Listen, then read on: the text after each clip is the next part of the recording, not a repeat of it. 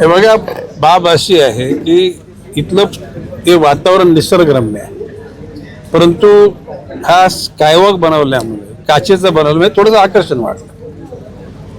या ठिकाणी आता पर्यटक येतील, यांना कार पार्किंगसाठी जागा येते नाही, तिथून 400-500 फुटावर कार पार्किंग केली जाईल. त्या कार पार्किंगचं काम सुद्धा ह्या एजन्सीच्या मार्फत गावच्या लोकांना मिळावं अशा प्रकारचे प्रयत्न राहतील.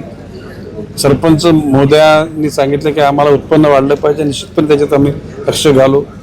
एकूणच पालघर जिल्ह्याचा जो आदिवासी बहुल जो वर्णन केलेलं आहे, याचं निश्चितपणे आर्थिकदृष्ट्या, शैक्षणिकदृष्ट्या त्याला आपण दर्जा वाढवण्याचा प्रयत्न माननीय पंतप्रधान मोदी साहेबांनी ठरवलेलं आहे, मुख्यमंत्री देवेंद्रजींनी ठरवले आणि ह्या जिल्ह्याची जबाबदारी माझ्याकडे दिलेली आहे. निश्चितपणे सर्वार्थाने या जिल्ह्याचा विकास होईल.